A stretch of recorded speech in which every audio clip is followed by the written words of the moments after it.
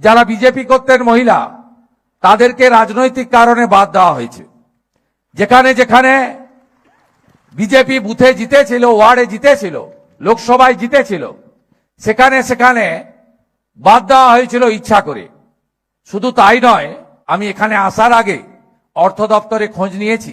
তারা বললেন 1,31,00,000 তো ট্রান্সফার হয়ে গেছে, বাকি টাকা প্রক্রিয়ার মধ্যে চলছে।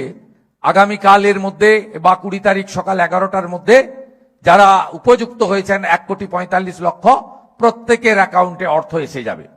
আগামী 20 তারিখ থেকে বাড়ি বাড়ি যাবেন, প্রত্যেকটা মহিলার কাছে খোঁজ নেবেন, তাদের অ্যাকাউন্টও দেখে আসবেন চেক করে টাকা ঢুকেছে কিনা।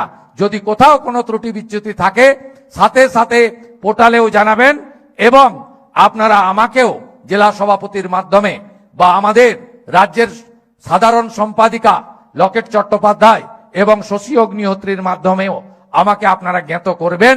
আপনাদের সমস্যা সমাধানের জন্য আপনাদের মুখ্যমন্ত্রী 24x7 কাজ করে, আগামী দিনেও একইভাবে কাজ করবে।